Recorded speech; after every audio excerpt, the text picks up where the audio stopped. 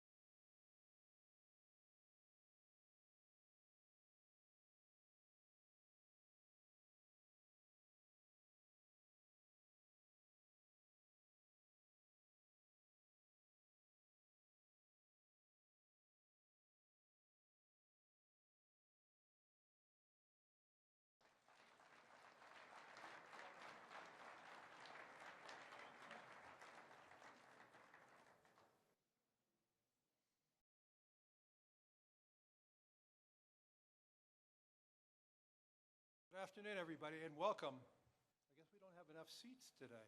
Wow. In the last quarter century, a sitting president of the United States has come to Davos only twice. Both times it was Donald Trump. So when I asked to serve in this new role that I have, he was one of the first leaders I called and invited to return. I first met the president about 25 years ago, but I worked most closely with him during the early months of COVID. This was March 2020. Markets were under extreme stress. Some economists were warning we could be headed towards a second Great Depression. What stood out to me during the extraordinary period was a president's willingness to bring together people from governments, from business, across institutions, across perspectives, to think differently, and importantly, to act decisively. That instinct to act, especially in pivotal moments, is one reason I think he values the World Economic Forum. It is a unique institution that brings together the largest combination of government officials, business leaders, technology leaders, civil society and NGO leaders, anywhere in the world for a genuine dialogue, and particularly importantly this year. Thankfully, this group is meeting under better economic circumstances than during the pandemic, but once again, we're forcing very serious different economic conditions around the world.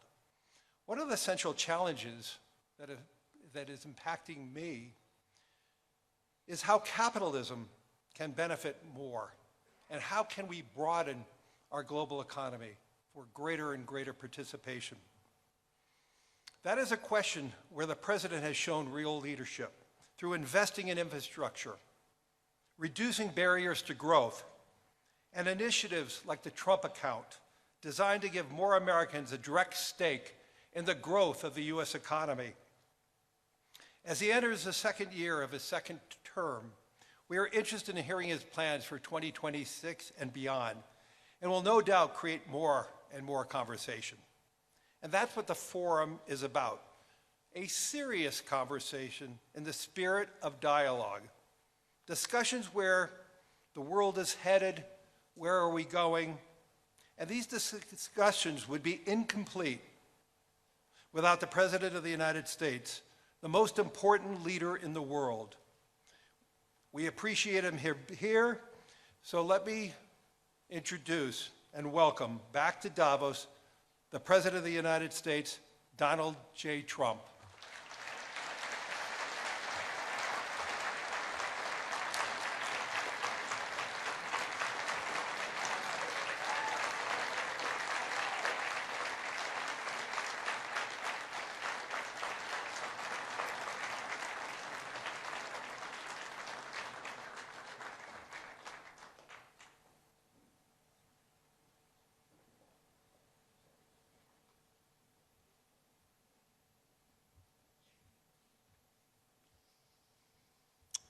Well, thank you very much, Larry. It's great to be back in beautiful Davos, Switzerland, and to address so many respected business leaders, so many friends, few enemies, and all of the distinguished guests. It's a who's who, I will say that. I've come to this year's World Economic Forum with truly phenomenal news from America. Yesterday marked the one-year anniversary of my inauguration, and today, after 12 months back in the White House, our economy is booming, growth is exploding, productivity is surging, investment is soaring, incomes are rising, inflation has been defeated, our previously open and dangerous border is closed and virtually impenetrable. And the United States is in the midst of the fastest and most dramatic economic turnaround in our country's history. Under the Biden administration, America was plagued by the nightmare of stagflation, meaning low growth and high inflation, a recipe for misery, failure, and decline. But now, after just 1 year of my policies, we are witnessing the exact opposite. Virtually no inflation and extraordinarily high economic growth. Growth like I believe you'll see very shortly our country has never seen before, perhaps no country has ever seen before. Over the past 3 months, core inflation has been just 1.6%. Meanwhile, fourth quarter growth is projected to be 5.4%, far greater than anybody other than myself and a few others had predicted. Since the election, the stock market has set 52 all-time high records. So that's in 1 year, 52 records, adding $9 trillion in value to retirement accounts, 401ks, and people's savings. People are doing very well. They're very happy with me. Since my inauguration, we've lifted more than 1.2 million people off of food stamps, and after 4 years in which Biden secured less than $1 trillion of new investment in our country. Think of that, 1 trillion, substantially less than that. In 4 years, we've secured commitments for a record-breaking $18 trillion, and we think when the final numbers come out, they'll be closer to $20 trillion of investment. That's never been done by any country at any time, not even close. Just over 1 year ago, under the radical left Democrats, we were a dead country. Now we are the hottest country anywhere in the world. In fact, the United States economy is on pace to grow at double the rate that was projected by the IMF just last April. And with my growth and tariff policies, it should be much higher. I really believe we can be much higher than that. And this is all great news, and it's great for all nations. The USA is the economic engine on the planet, and when America booms, the entire world booms. It's been the history. When it goes bad, it goes bad. You all follow us down, and you follow us up, and we're at a point that I don't believe we've ever been. I never thought we could do it this quickly. My biggest surprise is I thought it would take more than a year, maybe like a year and 1 month. But it's happened very quickly. This afternoon, I want to discuss how we have achieved this economic miracle, how we intend to raise living standards for our citizens to levels never seen before, and perhaps how you too and the places where you come from can do much better by following what we're doing, because certain places in Europe are not even recognizable, frankly, anymore. They're not recognizable. And we can argue about it, but there's no argument. Friends come back from different places. I don't want to insult anybody and say I don't recognize it. And that's not in a positive way. That's in a very negative way. And I love Europe, and I want to see Europe go good, but it's not heading in the right direction. In recent decades, it became conventional wisdom in Washington and European capitals that the only way to grow a modern Western economy was through ever-increasing government spending, unchecked mass migration, and endless foreign imports. The consensus was that so-called dirty jobs and heavy industry should be sent elsewhere, that affordable energy should be replaced by the Green New Scam, and that countries could be propped up by importing new and entirely different populations from faraway lands. This was the path that sleepy Joe Biden administration and many other Western governments very foolishly followed, turning their backs on everything that makes nations rich and powerful and strong. And there's so much potential in so many nations. The result was record budget and trade deficits and a growing sovereign deficit driven by the largest wave of mass migration in human history. We've never seen anything like it. Quite frankly, many parts of our world are being destroyed before our very eyes, and the leaders don't even understand what's happening. And the ones that do understand aren't doing anything about it. Virtually all of the so-called experts predicted my plans to end this failed model would trigger a global recession and runaway inflation. but we have proven them wrong. It's actually just the opposite.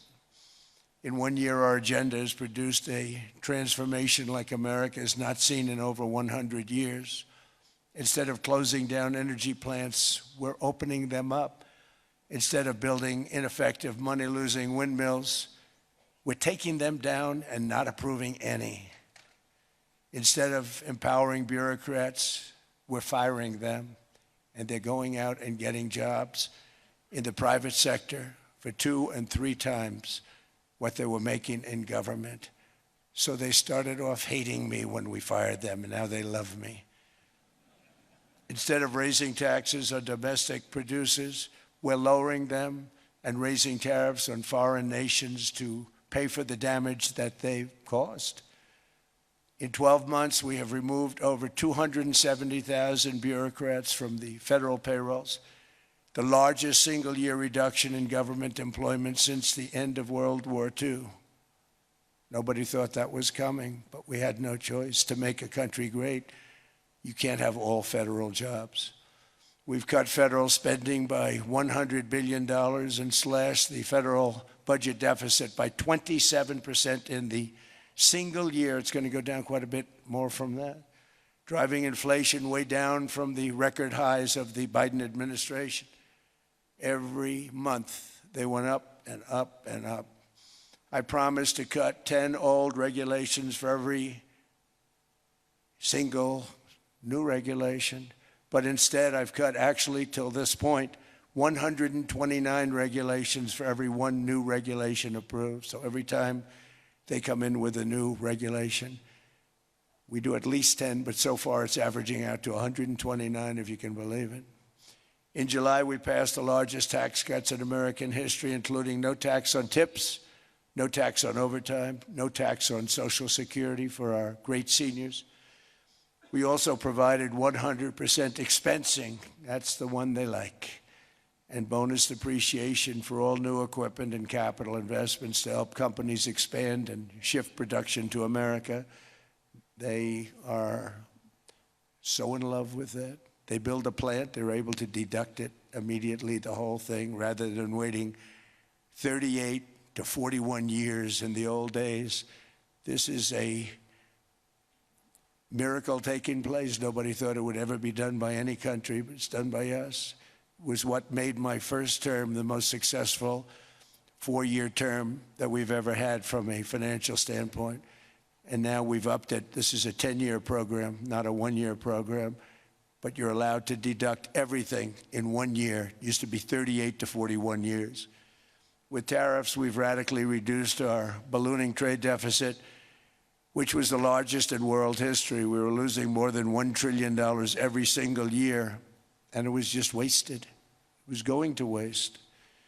But in 1 year, I slashed our monthly trade deficit by a staggering 77%, and all of this with no inflation, something everyone said could not be done. There were a couple of brilliant people that actually thought I was doing the right thing. I thought I was doing the right thing. Now they all think I'm doing the right thing because they can't believe the numbers. American exports are now up by more than $150 billion. Domestic steel production is up by 300,000 tons a month, and it's doubling over the next 4 months. It's doubling and tripling, and we have steel plants being built all over the country. Nobody thought they'd see that. Factory construction is up by 41%, and that number is really going to skyrocket right now because that's during a process that they're putting in to get their approvals, and we've given very, very quick, fast approvals. In the process, we've made historic trade deals with partners covering 40% of all U.S. trade. Some of the greatest companies and countries in the world. We have countries as our partner, too. The European nations, Japan, South Korea. They're our partners. They've gone into massive deals with us, especially on oil and gas. And these agreements raise growth and cause stock markets to boom, not only in the U.S., but virtually every country that came to make a deal, because, as you've learned, when the United States goes up, you follow. It's really become a staple In America, I've stopped the nation-wrecking energy policies that drive up prices while sending jobs and factories to the world's worst polluters. They are indeed polluters. Under sleepy Joe Biden, new domestic oil and gas leases fell by 95%. Think of that. And they wonder, why was gasoline going up so fast? The gasoline actually topped $5 a gallon, in some places $7 a gallon, and more than 100 major power plants were violently shut down by incompetent people that had no idea what the hell they were doing. Under my leadership, U.S. natural gas production is at an all-time high, by far. U.S. oil production is up by 730,000 barrels a day, and last week we picked up 50 million barrels from Venezuela alone. Venezuela has been an amazing place for so many years, but then they went bad with their policies. 20 years ago, it was a great country, and now it's got problems, but we're helping them. And those 50 million barrels, we're going to be splitting up with them, and they'll be making more money than they've made in a long time. Venezuela is going to do fantastically well. We appreciate all of the cooperation we've been giving. We've been giving great cooperation. Once the attack ended, and they said, let's make a deal. More people should do that. But Venezuela is going to make more money in the next 6 months than they've made in the last 20 years. Every major oil company is coming in with us. It's amazing. It's a beautiful thing to see. The leadership of the country has been very good. They've been very, very smart. The price of gasoline is now below $2.50 a gallon in many states, $2.30 a gallon in most states, and will soon be averaging less than $2 a gallon. In many places, it's already down even lower, $1.95 a gallon. Numerous states are at $1.99, numbers that nobody has heard for years.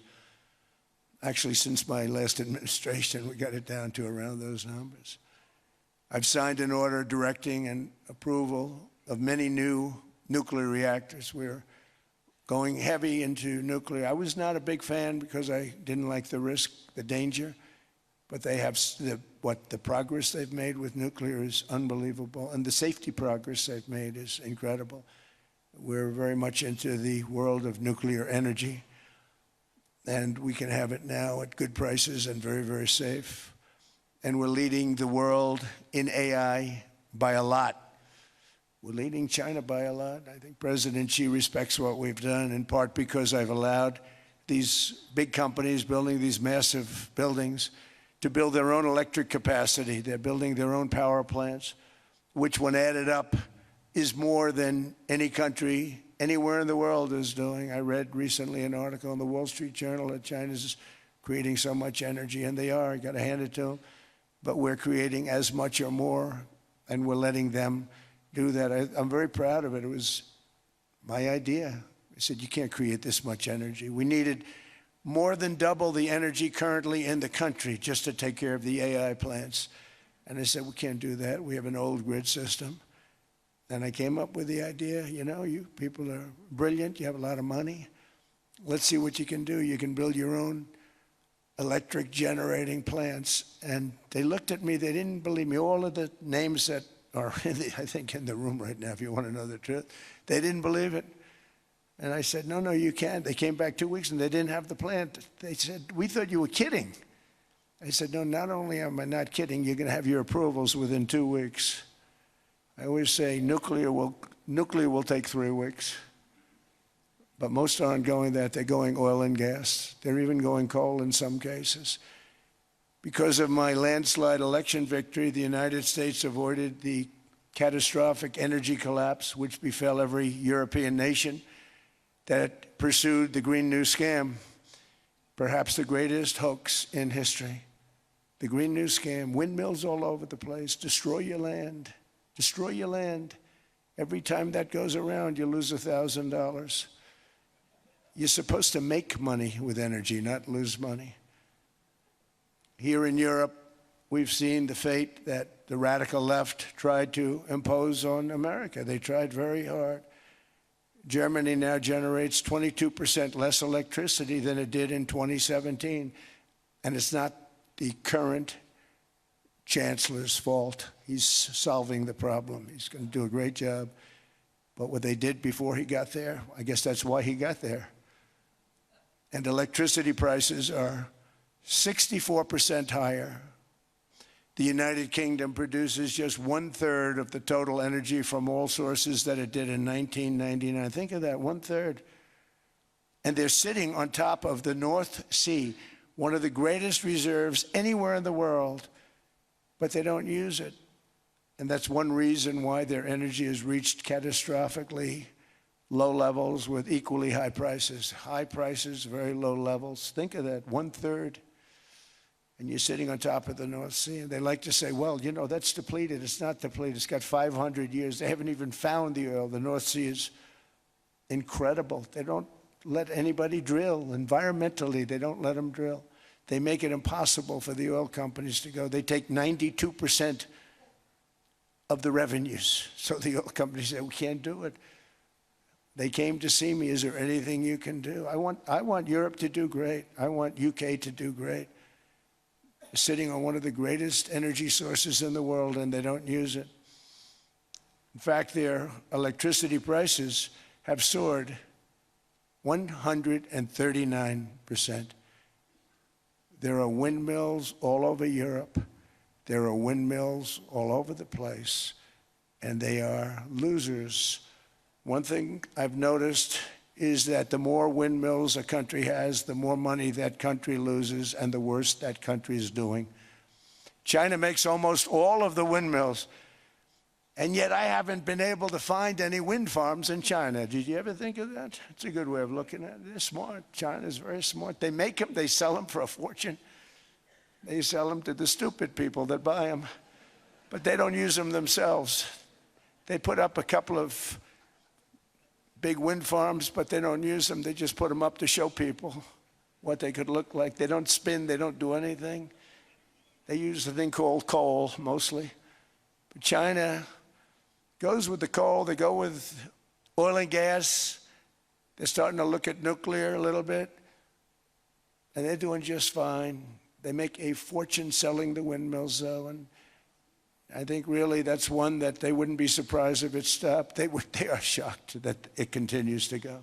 They're very friendly with me. They're shocked that people continue to buy those damn things. They killed the birds. They ruin your landscapes. Other than that, I think they're fabulous, by the way. Stupid people buy them. The consequences of such destructive policies have been stark, including lower economic growth, lower standards of living, lower birth rates, more socially disruptive migration, more vulnerability to hostile foreign adversaries, and much, much smaller militaries. The United States cares greatly about the people of Europe. We really do. I mean, look, I am derived from Europe. Scotland and Germany, 100% Scotland, my mother, 100% German, my father. And we believe deeply in the bonds we share with Europe as a civilization. I want to see it do great. That's why issues like energy, trade, immigration, and economic growth must be central concerns to anyone who wants to see a strong and united West, because Europe and those countries have to do their thing. They have to get out of the culture that they've created over the last 10 years. It's horrible what they're doing to themselves. They're destroying themselves. These beautiful, beautiful places. We want strong allies, not seriously weakened ones. We want Europe to be strong. Ultimately, these are matters of national security, and perhaps no current issue makes the situation more clear than what's currently going on with Greenland. Would you like me to say a few words of Greenland? I was going to leave it out of the speech, but I think I would have been reviewed very negatively. I have tremendous respect for both the people of Greenland and the people of Denmark, tremendous respect. but every NATO ally has an obligation to be able to defend their own territory. And the fact is, no nation or group of nations is in any position to be able to secure Greenland other than the United States. We're a great power, much greater than people even understand. I think they found that out 2 weeks ago in Venezuela. We saw this in World War II when Denmark fell to Germany after just 6 hours of fighting and was totally unable to defend either itself or Greenland. So the United States was then compelled, we did it, we felt an obligation to do it, to send our own forces to hold the Greenland territory. And hold it we did, at great cost and expense. They didn't have a chance of getting on it, and they tried. Denmark knows that. We literally set up bases on Greenland for Denmark. We fought for Denmark. We weren't fighting for anyone else. We were fighting to save it for Denmark. Big, beautiful piece of ice. It's hard to call it land. It's a big piece of ice. But we saved Greenland and successfully prevented our enemies from gaining a foothold in our hemisphere. So we did it for ourselves also. And then after the war, which we won it big. Without us, right now you'd all be speaking German and a little Japanese, perhaps. After the war, we gave Greenland back to Denmark. How stupid were we to do that? But we did it.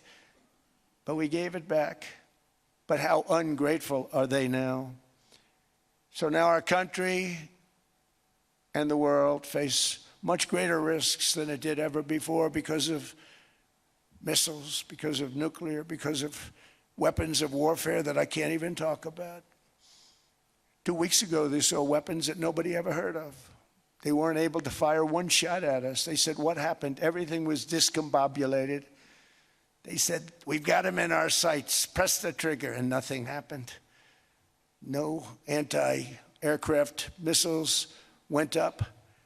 There was one that went up about 30 feet and crashed down right next to the people that sent it. They said, what the hell is going on? Those defensive systems were made by Russia and by China. So they're going to go back to the drawing boards, I guess. Greenland is a vast, almost entirely uninhabited and undeveloped territory that's sitting undefended in a key strategic location between the United States, Russia, and China. That's exactly where it is, right smack in the middle. Wasn't important nearly when we gave it back. You know, when we gave it back, it wasn't the same as it is now. It's not important for any other reason, you know. Everyone talks about the minerals. There's so many places. There's no rare earth. No such thing as rare earth. There's rare processing. But there's so much rare earth. And to get to this rare earth, you got to go through hundreds of feet of ice. That's not the reason we need it. We need it for strategic national security and international security. This enormous unsecured island is actually part of North America on the northern frontier of the Western Hemisphere. That's our territory. It is therefore a core national security interest of the United States of America. And in fact, it's been our policy for hundreds of years to prevent outside threats from entering our hemisphere. And we've done it very successfully. We've never been stronger than we are now. That's why American presidents have sought to purchase Greenland for nearly 2 centuries. You know, for 2 centuries they've been trying to do it. They should have kept it after World War II, but they had a different president. That's all right. People think differently. Much more necessary now than it was at that time, however. In 2019, Denmark said that they would spend over $200 million to strengthen Greenland's defenses. But as you know, they spent less than 1% of that amount. 1%. There's no sign of Denmark there. And I say that with great respect for Denmark, whose people I love, whose leaders are very good. It's the United States alone that can protect this giant mass of land, this giant piece of ice, develop it and improve it and make it so that it's good for Europe and safe for Europe and good for us. And that's the reason I'm seeking immediate negotiations to once again discuss the acquisition of Greenland by the United States, just as we have acquired many other territories throughout our history, as many of the European nations have. They've acquired. There's nothing wrong with it. Many of them. Some went in reverse, actually, if you look. Some had great, vast wealth, great, vast lands all over the world. They went in reverse. They're stuck back where they started. That happens too. But some grow. But this would not be a threat to NATO. This would greatly enhance the security of the entire alliance, the NATO alliance. The United States is treated very unfairly by NATO. I want to tell you that. And when you think about it, nobody can dispute it. We give so much and we get so little in return. And I've been a critic of NATO for many years. And yet I've done more to help NATO than any other president by far, than any other person. You wouldn't have NATO if I didn't get involved in my first term. The war with Ukraine is an example. We are thousands of miles away, separated by a giant ocean. It's a war that should have never started, and it wouldn't have started if the 2020 U.S. presidential election weren't rigged. It was a rigged election. Everybody now knows that. They found out. People will soon be prosecuted for what they did. It's probably breaking news, but it should be.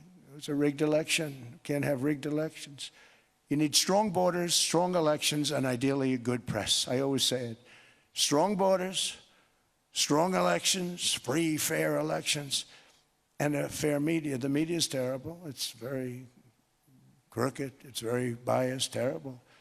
But someday it'll straighten out because it's losing all credibility. Think of it.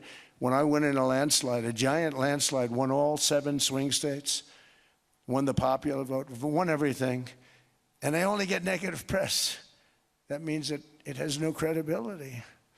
And if they're going to get credibility, they're going to have to be fair. So you need a fair press. But you also need those other elements. And I inherited a terrible, terrible situation. If you look, the border was open. The inflation was raging. Everything was bad with the United States when I came into office. But I also inherited a mess with Ukraine and Russia, something that would have never happened. And I know Putin very well. He and I would discuss Ukraine. It was the apple of his eye, but he wasn't going to do anything. I said, Vladimir, you're not doing it. He would never have done it. It was terrible what happened. I could see it happening, too. After I left, I could see it happening.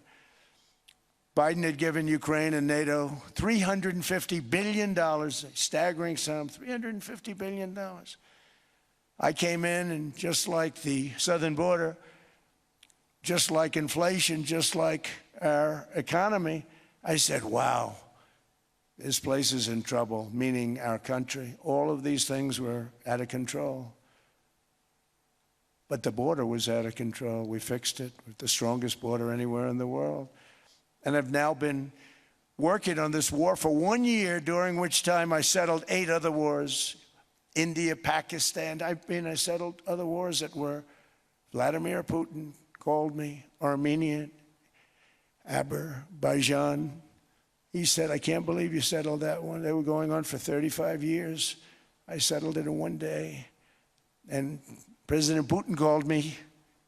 He said, you know, I can't believe I've worked on that war for 10 years trying to settle it. I couldn't do it. I said, do me a favor, focus on settling your war. Don't worry about that one.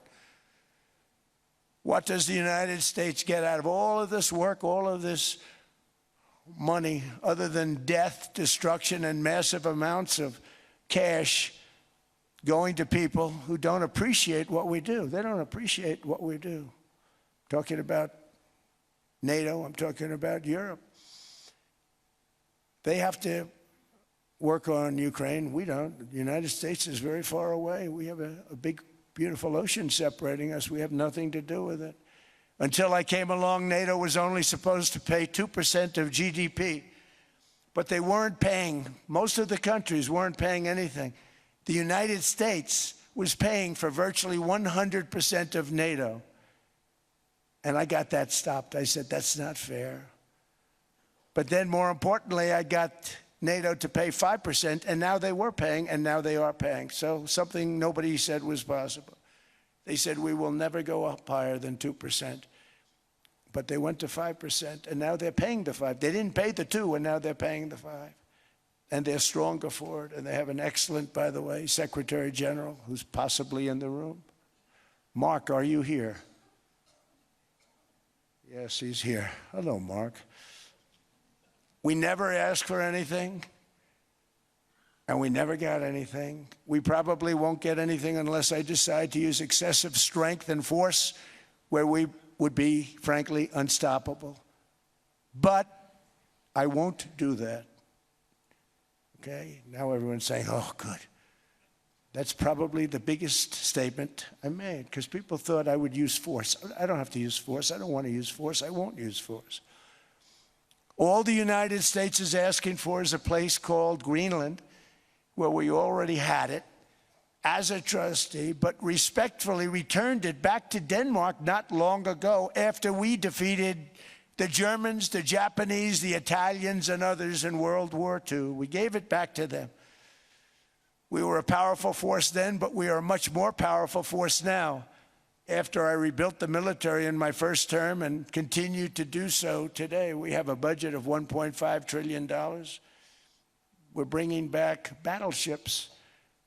The battleship is 100 times more powerful than the great battleships you saw in World War II, those great, big, gorgeous ships, the Missouri, the Iowa, the Alabama. Because I thought maybe we could take them out of mothballs. They said, no, sir, these ships are 100, think of that, 100 times more powerful than those big, magnificent pieces of art that you saw so many times ago, that you still see on television, and you say, wow, what a force. 100 times, each ship 100 times more powerful than the big battleships of the past. So that was the end of the mothball story.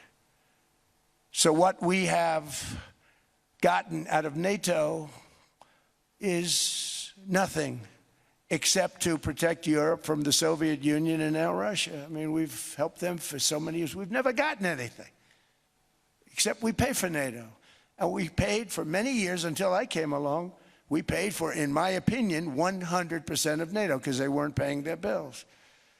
And all we're asking for is to get Greenland, including right title and ownership, because you need the ownership to defend it.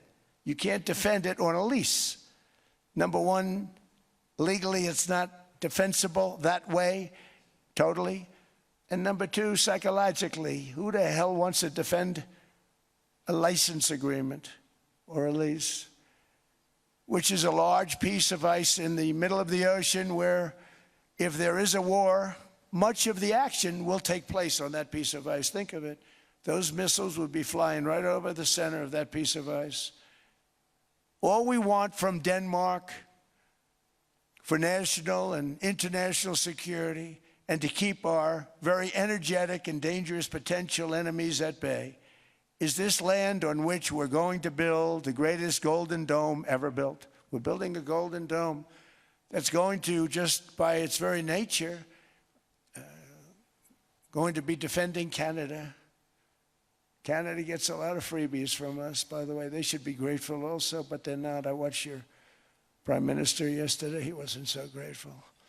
But they should be grateful to us. Canada lives because of the United States. Remember that, Mark, the next time you make your statements.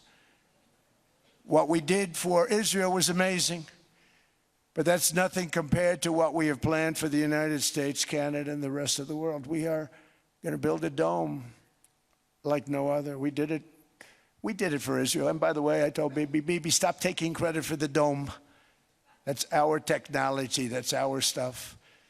But they had a lot of courage, and they were good fighters, and they did a good job, and we wiped out the Iran nuclear threat like nobody can believe. Nobody's ever seen anything like it. That, Venezuela, taking down Soleimani, wiping out al-Baghdadi when he tried to reinstitute ISIS. We did a lot. I did a lot of big things. all perfectly executed. Everyone was perfectly executed. Somebody told me that, a military expert told me, "Sir, everything you've done has been perfectly executed." I said, "I know." So other presidents have spent, whether foolishly or not, trillions and trillions of dollars on NATO and gotten absolutely nothing in return. We've never asked for anything. It's always a one-way street. Now they want us to help them with Ukraine. And we say, we're going to. I'm really helping, not even them. I want to see, last week, if you saw, it was 10,000 soldiers, but last month it was 31,000 soldiers died. 31,000. That's this room times, the number of people in this room times 30. Think of it. 30,000 soldiers died in 1 month. The month before it was 27,000. The month before that it was 28,000. The month before that it was 25,000. It's a bloodbath over there. And that's what I want to stop. It doesn't help the United States, but these are souls. These are young people. Look like you, look like some of you right in the front row. They go to war, their parents are so proud. Oh, there he goes, comes back. 2 weeks later, they get a call, your son's head's been blown off. I want to stop it. It's a horrible war. It's the worst since World War II. They keep going, they'll exceed World War II. The numbers are staggering, how many people they've lost. They don't want to talk about it. Ukraine and Russia lost just tremendous amounts. And I'm dealing with President Putin, and he wants to make a deal, I believe.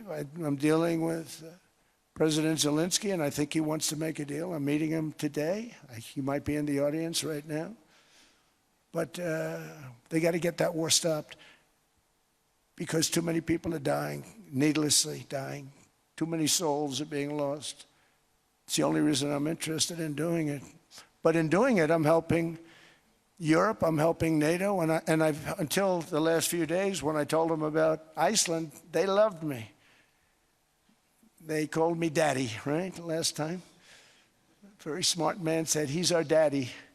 He's running it. I was like running it. I went from running it to being a terrible human being. But now what I'm asking for is a piece of ice, cold and poorly located, that can play a vital role in world peace and world protection. It's a very small ask compared to what we have given them for many, many decades. But the problem with NATO is that we'll be there for them 100%.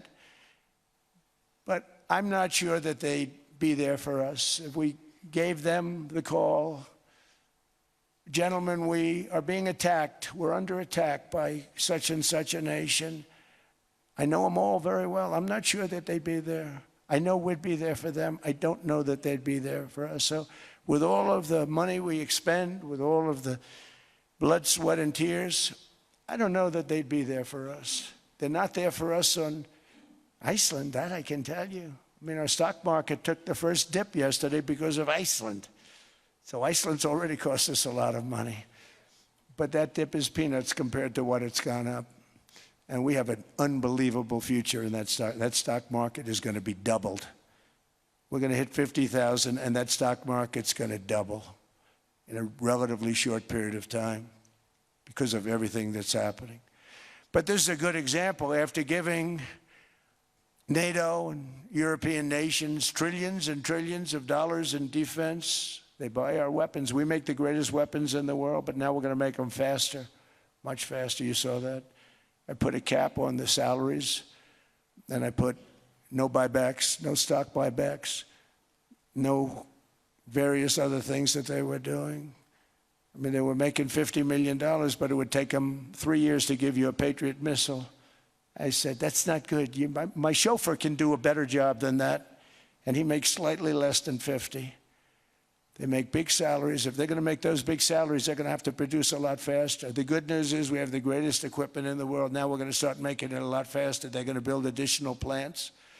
And all of the money that goes into stock buybacks is going to go into building plants. We're not allowing stock buybacks by defense companies any longer. They're going to build new plants to make Tomahawks, Patriots. We have the best equipment, F-35s. F-47, the new one just coming out. They say it's the most devastating plane, fighter jet ever. Who knows?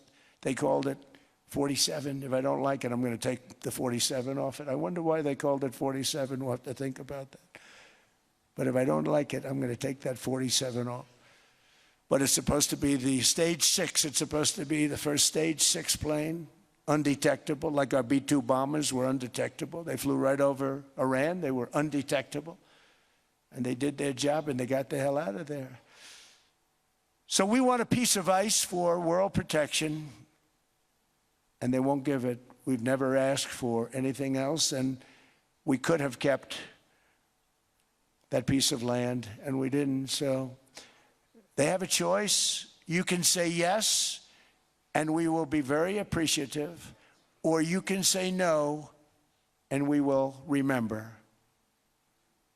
A strong and secure America means a strong NATO, and that's one reason why I'm working every day to ensure our military is very powerful, our borders are very strong, and above all, our economy is strong because national security requires economic security and economic prosperity, and we have the greatest that we've ever had. Biden and his allies destroyed our economy and gave us perhaps the worst inflation in American history. They say 48 years, I say forever, but I think 48 years is the equivalent to forever. Whether it's 48 years or ever, it's terrible, costing the typical family $33,000. What they did to this country should never, ever be forgotten. It's early, but he has to be rated as the worst president we've ever had by far. The auto pen did much of the damage. The auto pen, he was the auto pen president, because I don't believe a sane president would have ever signed the kind of things that he signed. But now grocery prices, energy prices, airfares, mortgage rates, rent, and car payments are all coming down, and they're coming down fast. We inherited a mess, but we've done a hell of a job in 12 months. Under my most favored nation policy for drug prices, the cost of prescription drugs is coming down by up to 90%, depending on the way you calculate. You could also say 5, 6, 7, 800%. There are two ways of figuring that.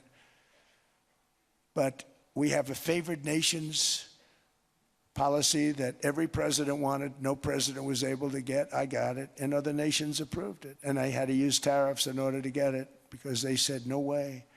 In other words, a pill that costs 10% in London costs $130. Think it costs $10 in London, costs $130 in New York or in Los Angeles. And I'd say, boy, that's bad. Friends of mine would say, you know, we go to London, you can buy the stuff for nothing. We go all over the world, we can buy it for nothing. Because basically America was subsidizing every nation in the world because presidents allowed them to get away with it. It became very tough. So when I called up Emmanuel Macron, I watched him yesterday with those beautiful sunglasses. What the hell happened? But I watched him sort of be tough. But he was at $10 for a pill. And I said, Emmanuel, and I have all the big pharmaceutical companies are in total agreement. It wasn't easy, by the way. They're tough, smart. They've been getting away with the scam for a long time. But they gave it up. But they said, you'll never get the countries to approve it. I said, why is that? Because they won't. They always said, we're not paying any more. Get the rest for the United States. So over the years, they stayed the same. We just went up, up, up. And I mean, we would pay 13, 14, 15 times more than certain countries would. So I said, no, they'll approve it 100%. Sir, you'll never get them to approve it. I said, I guarantee you. But I actually started with Emmanuel, who probably is in the room too. And I like him. I actually like him. Hard to believe, isn't it? And I said, Emmanuel, you're going to have to lift the price of that pill to $20, maybe $30. Think of that. That means it's a doubling of prescription drugs. Might be a tripling, might be a quadrupling. It's not easy. No, no, no, Donald, I will not do that. I said, yes, you will, 100%. He said, no, no, no. You're asking me to double.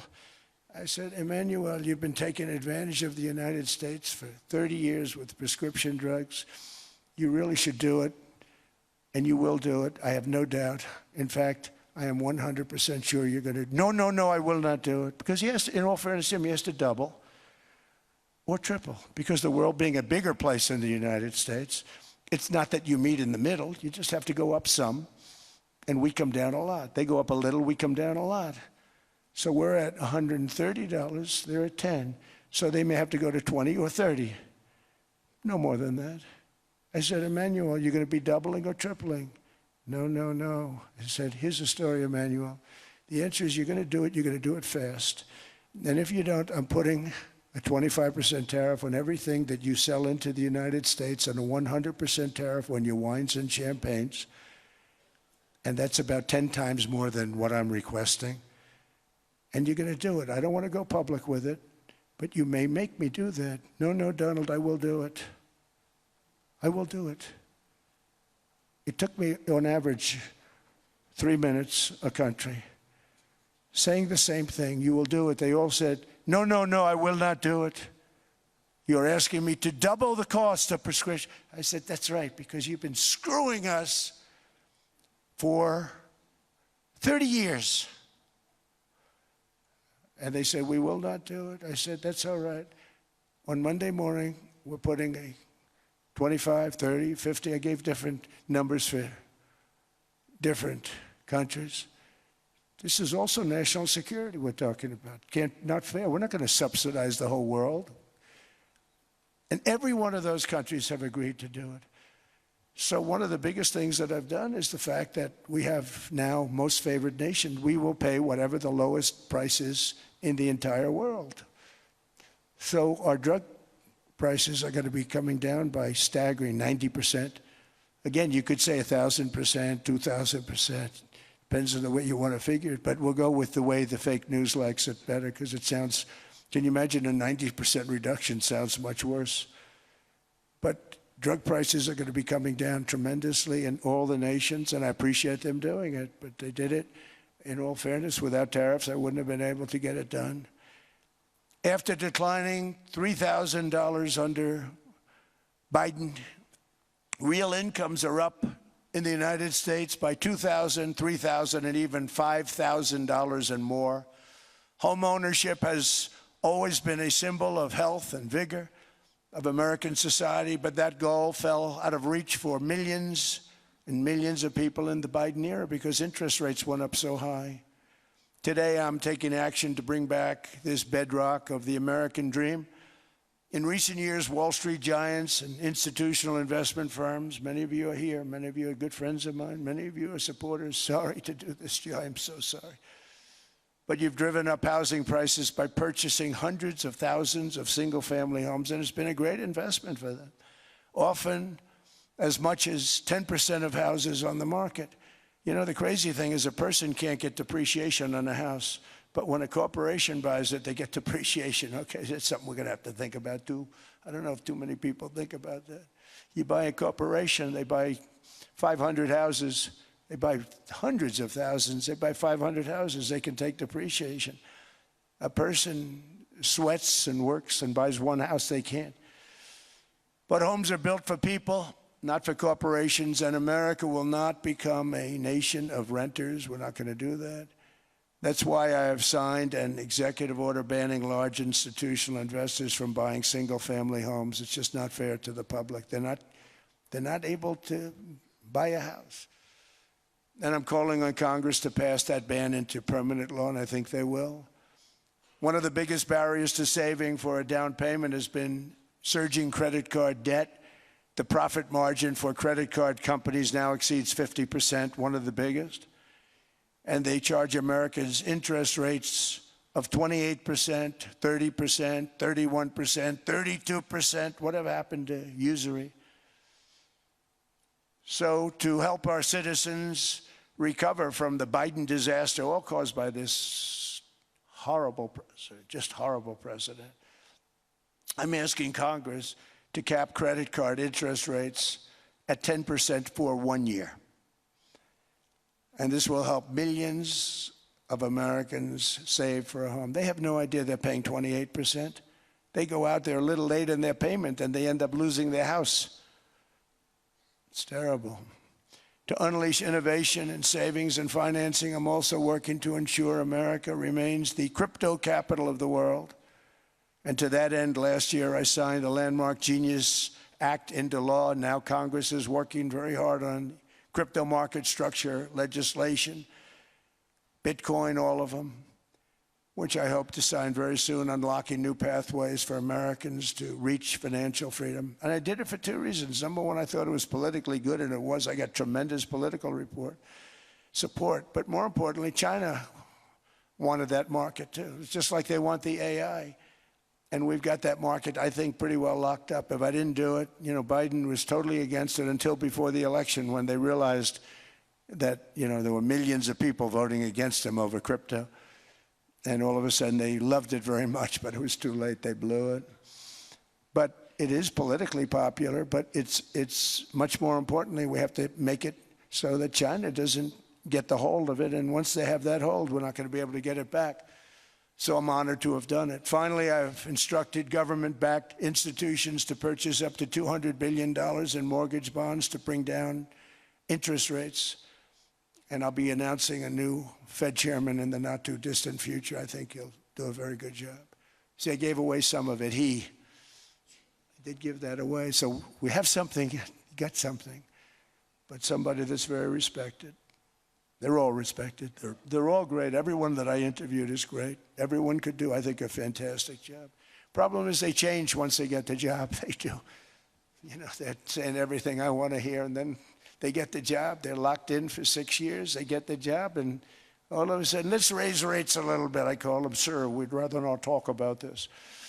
It's amazing how people change once they have the job, but it's too bad. Sort of disloyalty, but they got to do what they think is right. We have a terrible chairman right now. Jerome, too late Powell. He's always too late. And he's very late with interest rates, except before the election, he was just fine for the other side. So we're going to have somebody that's great, and we hope he does the right job.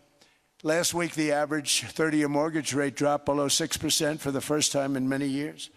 Another major factor in driving up housing costs was the mass invasion of our borders. And I have to say one thing about housing, because nobody ever says this.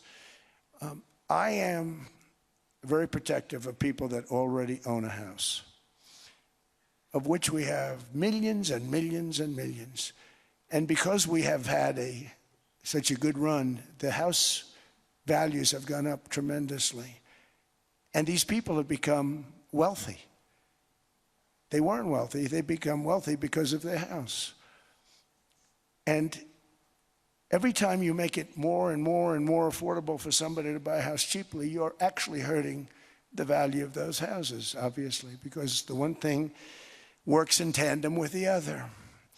And I don't want to do anything that's going to hurt the value of people that own a house, who for the first time in their lives are walking around the streets of whatever city they're in, very proud that their house is worth $500,000, $600,000, $700,000. Now, if I want to really crush the housing market, I could do that so fast and people could buy houses, but you would destroy a lot of people that already have houses. In some cases, they've mortgaged their house, and the mortgage would be very low, and all of a sudden the mortgage without any changes becomes very high, and they end up losing the house. I'm not going to hurt, and I speak with Scott, who's doing a fantastic job, and Howard, who's doing a fantastic job, and all of my people. And I always say, look, I can crush the hell out of the market. We can drop interest rates to a level, and that's one thing we do want to do. That's natural. That's good for everybody. The dropping of the interest rates, we should be paying a much lower interest rate than we are. We should be paying the lowest interest rate of any country in the world, because without the United States, you don't have a country. I had a case with Switzerland. We happened to be in Switzerland. Maybe I'll give you a quick story. But they were paying nothing. They make beautiful watches, great watches, Rolex, all of them. They were paying nothing to the United States when they sent their product in. And we had a $41 billion deficit. $41 billion with this beautiful place. Flew over it, isn't it nice? So I said, let's put a 30% tariff on them so that we get back some of it, not all of it at all. We'd still have a deficit, big deficit. We had 41 million. That's a big deficit. And I said, let's put a tariff on. Different tariffs, different places. You're all party to them. In some cases, victims to them. But in the end, it's a fair thing. And most of you realize that. But we put a 30% tariff on Switzerland, and all hell broke loose. They were calling, I mean, like you wouldn't believe. And I know so many people from Switzerland, incredible place, incredible, brilliant place. But I then realized that they're only good because of us. And there's so many other examples. I mean, us and probably other places, but a majority of the money they make is because of us, because we never charged them anything. So they come in, they sell their watches, no tariffs, no nothing. They walk away, they make $41 billion on just us. So I said, no, we can't do that. So I'm going to bring it up. I still would have a deficit pretty substantial, but I brought it up to 30%. And I guess Prime Minister, I don't think President, I think Prime Minister called a woman, and she was very repetitive. She said, no, no, no, you cannot do that, 30%. You cannot do that. We are a small, small country. I said, yeah, but you have a big, big deficit. You may be small, but you have a bigger deficit than big countries. He said, no, no, no, please, you cannot do it. Kept saying the same thing over and over. We are a small country. I said, but you're a big country in terms of, and she just rubbed me the wrong way, I'll be honest with you. And I said, all right, thank you, ma'am, appreciate it. Do not do this. Thank you very much, ma'am. And I made it 39%. And then all hell really broke out. And I was paid visits by everybody. Rolex came to see me. They all came to see me. But I realized, and I reduced it, because I don't want to hurt people. I don't want to hurt them. And we brought it down to a, lower level. Doesn't mean it's not going up, but we brought it down to a lower level. But they pay now, tariff. But I realized that we have many places like that where they're making a fortune because of the United States. Without the United States, they wouldn't be making anything. Think of it. Switzerland made $41 billion on us. And as she said, it's a small place.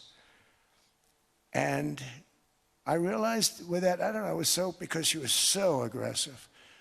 And I realized in that conversation that the United States is keeping the whole world afloat. Many places, I could give you 6, 7 places just in the people in this little area. I know every one of them. They're looking down. They don't want to see me, and they don't want to stare me in the eyes. But they're taking advantage of, everybody took advantage of the United States. But I've been very fair, and I gave them a tariff, and it was fine. But I realized that without us, it's not Switzerland anymore. Without us, it's not any of the countries that are represented here. And we want to work with the countries. We want to work with them. We're not looking to destroy them. I could have said 39, 40%. I could have said I want a 70% tariff, then we make money with Switzerland. But Switzerland would have been probably destroyed, financially destroyed. I don't want to do that. But we should be paying the lowest interest rate of everybody. I hope Scott's listening to this, because we should be paying the lowest interest rate of everybody. Without us, most of the countries don't even work. And then you have the protection factor. Without our military, which is the greatest in the world by far, without our military, you have threats that you wouldn't believe. You wouldn't believe. You don't have threats because of us, and that's because of NATO. One other thing, and I have to say it so importantly, in the old days, and I used to say I'm the youngest in the room. Now I'm among the older. I hate to say it. I don't feel old, but I'm among the older. But I remember not long ago, 20, 25 years ago, when good news came out about, let's say, the United States. The United States had a great quarter. The United States had a great month. All the stocks went up. And that's the way it's supposed to be. Now when they say the United States had a record quarter, it's unbelievable how well it's doing, all the stocks crash because they say, oh no, inflation, inflation, they're going to raise interest rates. And they do. Some of these stupid people like Powell, they raise interest rates. And what they do is they stop you from being successful. It used to be when we had a great quarter, a great month, great earnings, great anything, any good news, the stock market went up. That's the way it's going to be. We got to do that again because that's the way it should be. Now when we have a great month, they want to kill it. Like we did over 5%. People were surprised. We should do 20%. We could do 25%. When we announce good numbers, and the reason is they're so petrified of inflation. And growth doesn't mean inflation. We've had tremendous growth with very low inflation. In fact, growth can fight inflation, proper growth. So we want to get back to the days when we announce great numbers, because we're going to be announcing phenomenal. You know, all these factories that are being built at record, thousands of businesses are being built right now. Remember, $18 trillion is invested. I think the second number is 3, and that was China many years ago. Investments in the country from outside. 18 trillion, nobody's ever seen. And that's money coming in and building things, factories. Thousands of businesses are being built, thousands. Hundreds of big factories, car plants are moving back to the United States. They're coming in from Canada, they're coming in from Mexico, from Japan. Japan's coming in and building plants here in order to avoid tariffs. They're coming in from China, they're coming in from all over the world. We have more plants being built now, car plants, than we've ever had built, even in the heyday from the 1940s and 50s. And they're bigger. They don't use renovations anymore where they take an old plant, they rip it down, they build a brand new plant, super modern plant. But it's happening at levels that nobody's ever seen. In 2024, the U.S. built less than 2 million new homes, but Biden admitted more than 8 million new migrants. And those days are over. In 2025, for the first time in 50 years, the United States had reverse migration. Boy, that was nice. And these were criminals that were being taken out of our country because they allowed people to come into our country from jails, from gangs, drug dealers, murderers. 11,888 murderers. We've gotten most of them out. And then ICE gets beat up by stupid people from leadership in Minnesota. We actually are helping Minnesota so much, but they don't appreciate it. Most places do. You know, Washington, D.C. is the safest place now in the United States. It was a very dangerous place to walk, and now you can walk with your wife, your kids, right through the middle of the city. Right now, Washington, D.C. is as safe as it gets. It was one of the most unsafe, I had to admit. We sent in the military, the National Guard. Within 2 months, it was great. Within 3 months, it's like a really great place and a safe place and a beautiful place. It's even been cleaned up. The graffiti's gone. The fences are gone. We don't have to worry about fences anymore. All of the places, the grasses are cut and replaced with new grass in many cases. It's all going to happen in the spring. But Washington and D.C. is beautiful again, and it's safe. New restaurants are opening up. They were all closing. Now you can't get into a restaurant. Restaurants in Washington, D.C. are all opening. Memphis also, Memphis, Tennessee, New Orleans, Louisiana. We were there for 3 weeks. We've cut the crime down by 64%. Within another month, we'll have virtually no crime there. We can do that all over. We're going to help the people in California. We want to have no crime. I know Gavin was here. I used to get along so great with Gavin when I was president. Gavin's a good guy. And we're going to, if he needed it, I would do it in a heartbeat. I'd love to see. We did help them a lot in Los Angeles, a lot with the early in my term when they had some problems. But we would love to do it. I will say this, if I were a Democrat governor or whatever, I would call up Trump. I'd say, come on in, make us look good. Because we're cutting crime down to nothing. And we're taking people out, career criminals, who are only going to do bad things, and we're bringing them back to their countries. But where we've done it, it's been amazing. And we have a capacity to do it at much greater levels. We're cutting illegal aliens off welfare and other government benefits, and I have directed that starting immediately, there will be no more payments to sanctuary cities because they are really just sanctuaries for criminals. They're really protecting criminals, and those are the ones we have to get out of the country: murderers, drug dealers, the mentally insane. They emptied their mental institutions into the United States. And despite that, we have the lowest crime numbers that we've ever had in the history of the country. Just came out. But equally importantly, we're cracking down on more than $19 billion in fraud that was stolen by Somalian bandits. Can you believe that Somalian? They turned out to be higher IQ than we thought. I always say these are low IQ people. How did they go into Minnesota and steal all that money? And we have, you know, they're pirates, they're good pirates, right? But we shoot them out of the water just like we shoot the drug boats out. They're not pirating too many boats lately, do you notice? When they go out into those boats, they want to take over a $1.5 billion tanker loaded up with oil, and they say, we're going to blow up your boat. They have powerful weapons. You hit the side of the boat, you blow the whole thing up. The insurance companies are petrified, so they say, just give them the boat, we'll give them money instead. And I don't do that. We blow them right the hell out of the water. We see them going out, we blow them out of the water. We don't have any pirates so much anymore. If we do, they won't be there long. We've cut down with the hitting of the boats that are loaded up with drugs, including submarines. Can you believe they actually buy small, they call them mini subs, very fast. They're meant for drugs.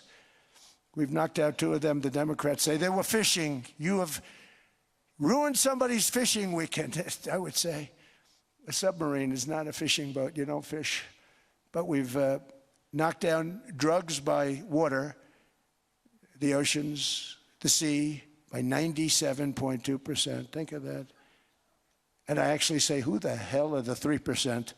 Because I would not want to be piloting one of those boats. We knocked them down, and now we're going to start on land. We're going to knock it all out.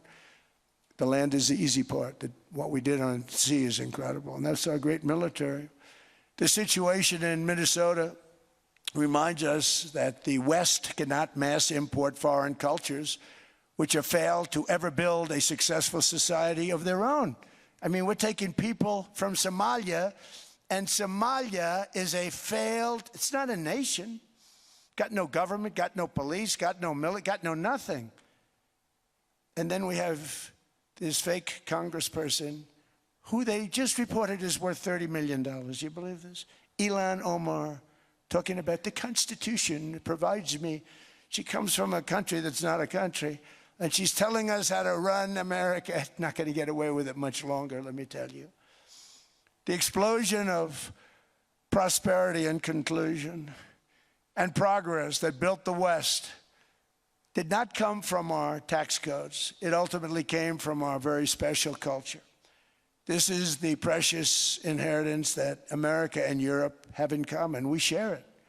We share it, but we have to keep it strong. We have to become stronger, more successful, and more prosperous than ever. We have to defend that culture and rediscover the spirit that lifted the West from the depths of the Dark Ages to the pinnacle of human achievement. We live in an incredible, changing period. It's an unbelievable time, but we have to take advantage of the time that we're in. In our hands are technologies that our ancestors could scarcely have. I mean, they couldn't have even dreamt some of the things that we see today. And so rapidly they're produced. I mean, AI, 2 years ago, nobody ever heard of the term, and now everybody's talking about it. And it can have some very good purpose. It could also have some dangerous purpose, and for that we have to watch out. But some tremendous things are happening because of it. And we're leading by so much. We're doing so well. But opportunities that are bigger and grander than ever before in human history are right before us.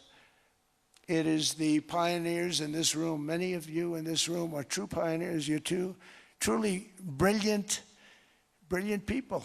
Just your ability to get a ticket is brilliant because you have about 50 people for every seat. I don't know what, that's Larry. Everything Larry touches turns to gold. He made this very successful. But you're in this room, And some of you are the greatest leaders anywhere in the world. You're the greatest brains anywhere in the world. And the future is unlimited, and to a large part because of you. And we have to protect you, and we have to cherish you. I always say we have to cherish our brilliant people because there aren't many of them. So together with confidence, boldness, and persistence, let us lift up our people, grow our economies, defend our shared destiny, and build a future for our citizens that is more ambitious, more exciting, more inspiring, and greater than the world has ever seen. We're in a position to do things that nobody else has ever even thought of before. And many of the people in this room are the ones that are doing it, and I want to congratulate you, and I'm with you all the way. You can do things that nobody else can even think about. So I congratulate you on your tremendous success, and the United States is back, bigger, stronger, better than ever before, and I'll see you around. Thank you all very much. Thank you very much.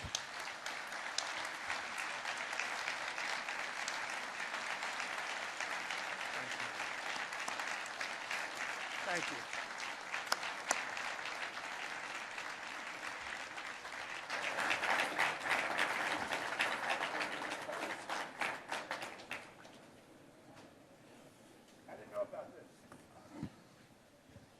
This was supposed to be a nice fire chat, Mr. President. Yes, good.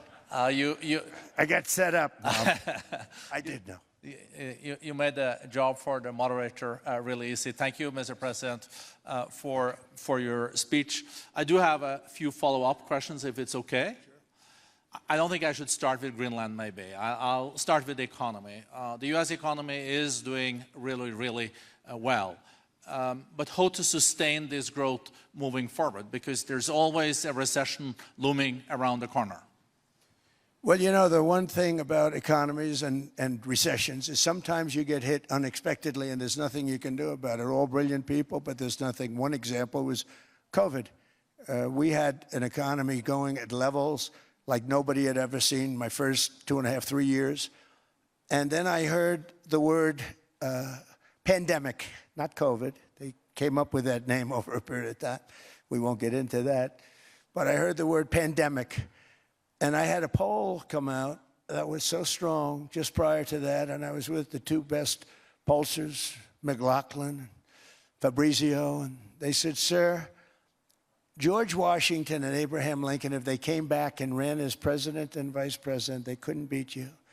And then what happened is the following day, I was told to stay tuned because there's something really bad happening in China. There are bodies laying all over Wuhan, right around that certain building that we talk about. I always said it came from Wuhan. It did come from Wuhan. And they were body bags. We saw it by satellite. And they said, there are strange things happening in China. And so it began. And we ended up with the COVID, and the whole world suffered. We did a phenomenal job. I don't think we got the credit we deserved. We did something that Operation Warp Speed, which some people say was one of the greatest military feats ever. We did a great job. Used our military, used a lot of people. But sometimes you get hit with things, nothing you can do. You get hit with things like that unexpectedly. And we got through it. And when I left, the stock market was higher than it was previous to the COVID coming up. And that was, I called it a great achievement. But things happen. Bad things happen. The things that we can stop are wars if we're smart. That we can stop. Those are a matter of being intelligent and having intelligent people on the other side. Because wars are the worst of all. Wars are worse than anything. But we can stop wars because that's sort of up to us. But things like dust flying in the air, wherever COVID comes from or whatever comes, sometimes you have to be a little bit lucky. But we are poised to have an economy like no other, not only in this country, but anywhere. And you know, when you hear the kind of numbers that, I can tell you that Scott Bessent was with me the other day, and he's looking at numbers. He said, I can't. And that's all he's done his whole life, pretty much your whole life. Scott, you weren't going to be a football player, I don't think. Scott was not that great at football, but he was always good at numbers, right? And he was looking at numbers. He said, I've never seen anything like this. We're poised to do things that no other country has ever done. And, you know, luck, I hate to say it, but we need a little luck. We don't want to get hit by something that nobody could have thought. Whoever thought we were going to hit by a pandemic? You know, when I heard the word pandemic, I said, oh, that's an ancient problem. World War I, they lost 100 million people. It actually ended World War I. A lot of people don't know. The Spanish flu in World War I ended the war because all the soldiers were sick. The soldiers were so sick on both sides. And that war was raging, and they were all dying from the Spanish flu. They were sick as dogs. They couldn't fight. So, you know, you don't know how that would have turned out. But so we do, I mean, subject to that, and I always have to put a caveat in for it, but we're poised to have the greatest growth of any large country, I think any country that there's been. When you look at what's happening in the United States, it's really amazing. Thank you. One thing that maybe keeps you up at night, I know you don't sleep that much anyway, Mr. President, is the debt. The U.S. debt is high, is now the biggest expenditure on your budget. How to get out of that impasse? Well, the big thing is growth. I mean, growth is the way. If we grow like this, we go from having at $37 trillion, we go from having high debt to low debt. But we also are cutting expenses, you know, the old-fashioned way. We have extraordinary growth. I think we're going to be growing our way out. I think we're going to be paying off debt. We're taking in tremendous money from tariffs fairly. And again, I'm using them judiciously. You know, Switzerland's a case study. I could have gotten much more. I could have asked for much more. But we're using them judiciously. But I think growth, most importantly, and then cutting costs. Now, if you take a look at Minnesota, $19 billion in fraud and other things. People going to airports, they came into the country, they don't have 10 cents, and they're leaving with hundreds of thousands of cash in their bags. When we get to that, and our DOJ, Pam, and Todd, and all the people that work over there, and all of the people that work in here, I can tell you, Scott Bessent is working on that. It's a priority, right? You have your whole team.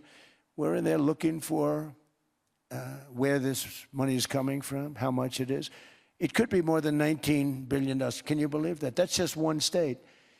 If we were able to cut out 50% of the fraud, 50%, and we should be able to do better than that, we would have a balanced budget without having to talk about even growth.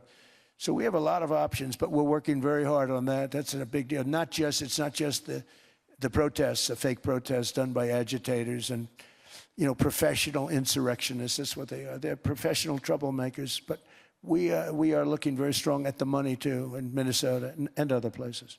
I think, Mr. President, also the $500 billion invested in artificial intelligence and the frontier technologies last year also were driving growth exponentially in the U.S. Well, AI has been a big factor. AI is massive.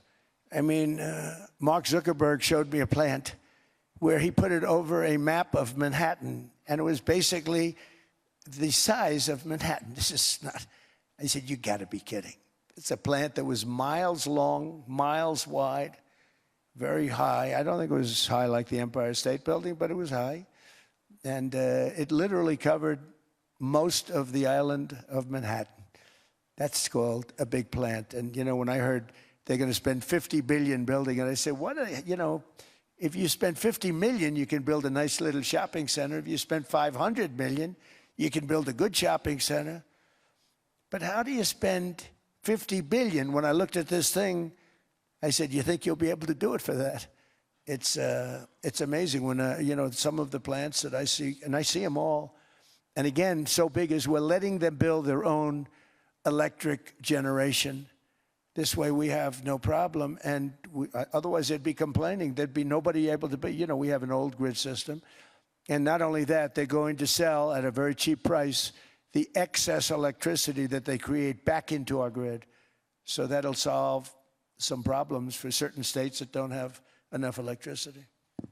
We also know that on the AI there is fierce competition between the US as the largest economy in the world 27% of the global GDP and 5% of the global population, not doing that badly, and China.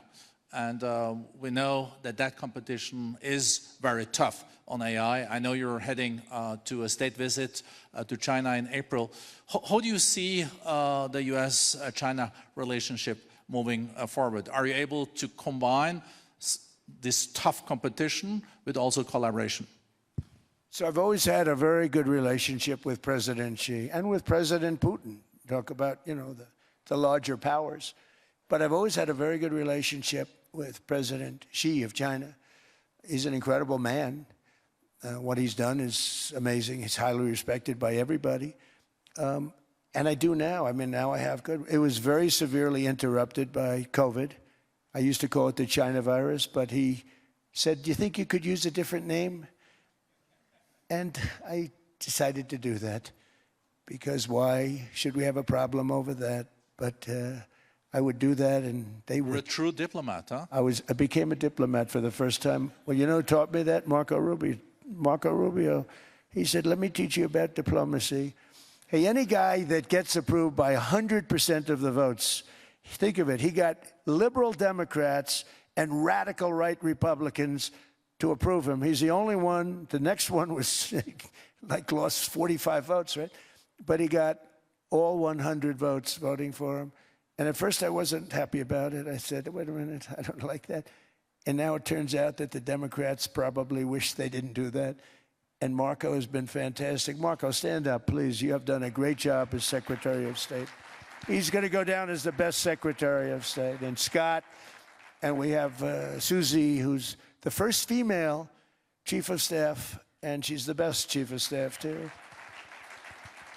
And I see Howard Lutnick, who I know spoke, and Howard's fantastic. Some of the deals we're doing are great. And I want to pay particular attention because we have Chris. And Chris, you got up and spoke, I think. He's the #1 oil man in the world, because I was going to put Doug Burgum, who's fantastic. I don't know if Doug's here. Is Doug here? Doug Burgum is fantastic. He said, "Sir, there's one man better than me." And he introduced me to Chris, and he turns out to be. So we're drilling more oil and gas now than we ever have, by almost double. Is that right, Chris? And on top of it, we got a lot coming out of Venezuela. So anyway, so we're doing great. The country is just doing great. We have great people. Thank you. And I see other people. We have Steve Witkoff. We have Jared. I got so many people. I'm in trouble, because when I go back, they're going to be people with long faces. "Sir, you didn't introduce me." I got so many people. And we have a lot of the greatest people anywhere in the world. I know them all. So I won't continue, because we'd be here all day. Thank you, Mr. President. We also know that you're a deal maker, and then maybe coming back to Greenland and Ukraine. What kind of deal in the end do you see between the US and Denmark? Because, you know, I guess you see it now as a negotiation going on, or? Well, it's costing Denmark hundreds of millions a year to run it. And Denmark's a small country, and wonderful people. But, you know, it's very expensive. It's a very big piece of ice. And it's very important. I mean, I don't want to repeat the speech, but it's very important that we use that for national and international security. That can create a power that will make it impossible for the bad guys to do anything against the perceived good ones. And it's a great block for Europe. Just like, you know, Denmark was supposed to spend hundreds of millions of dollars. They didn't spend the money. They didn't spend anything, almost. And we'll see what happens. I just say this. NATO has treated the United States of America very unfairly. We never asked for anything. We never got anything. We actually took care of the needs of NATO for years and years, which I felt was always unfair. So I got NATO to pay, because they're rich countries. But I think it's time that NATO step up. We're helping them with Ukraine. Without us, I think Putin would have gone all the way. I think we have it. I think there could have been a World War III, if you want to know the truth. If Kamala was elected, or Joe, any one of those, you know, those thinkers, I think you could have ended up in World War III. And I will say Steve Witkoff has been dealing incredibly with but we're not going to have World War III. We want to get it stopped, but we're not going to have World War III. I think if I wasn't elected, I think that could have evolved into World War III. It was a very, very bad situation, and it still is, but it's not that kind of bad. It's bad because so many young people are being killed. How close do you think there is on an agreement on Ukraine? I had the pleasure of speaking with Steve Witkoff and Jared Kushner yesterday. I know they're working hard on it. I know that they're also traveling now. Do you see this very close or still? Well, I hate to say it. I thought that was going to be, so I settled 8 wars plus. And I thought that was going to be one of my easier ones. Not the easiest. Some I settled in a matter of hours because I'm good at that stuff. You know, the United Nations should be doing this. I shouldn't be doing it, but it doesn't matter. It's got to get done, saving a lot of lives. We're saving millions of lives. With Ukraine, Russia, there's tremendous hatred between President Zelensky and President Putin. That's not good. That's not good for settlements. We know from dealing. There's abnormal hatred. With that being said, I think Russia wants to make a deal. I think Ukraine wants to make a deal.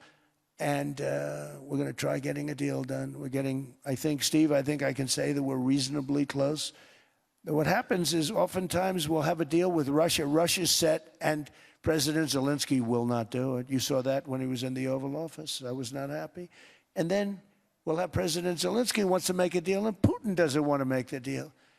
It's a very difficult balance, and it's big time, and it is, you know, to use a word, it's a bloodbath. It's horrible what's happening.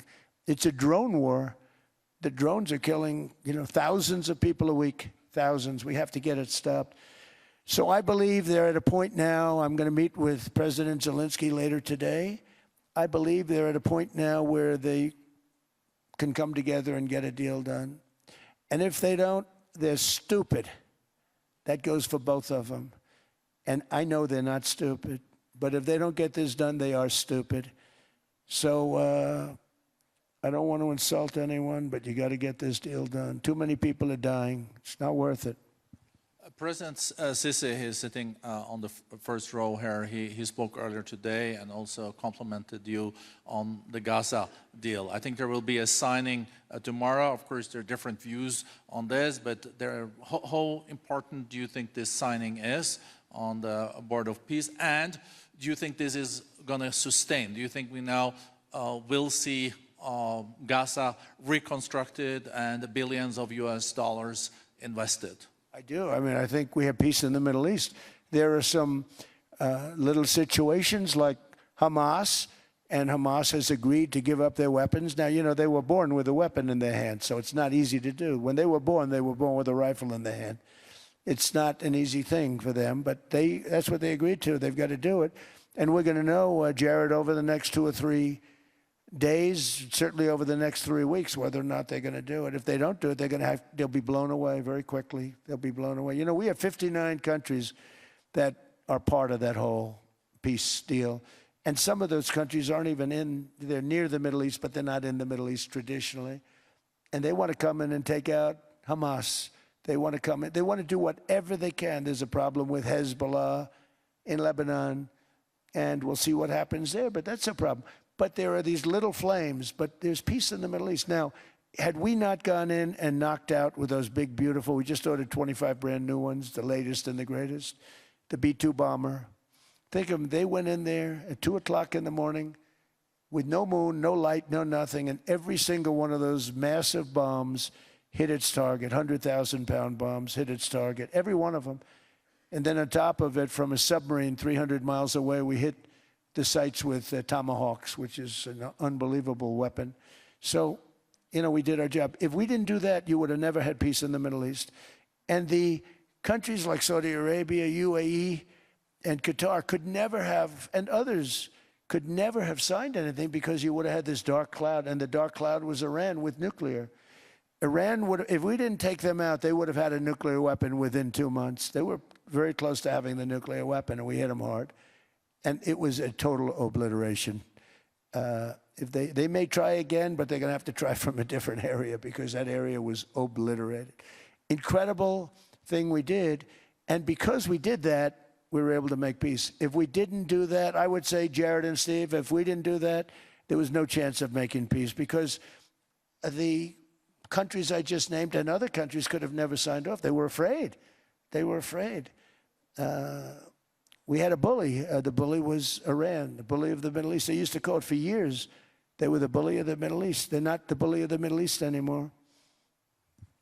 Mr. President, I know you even had to change a plane last night, so I guess you didn't have much sleep, but I think you're...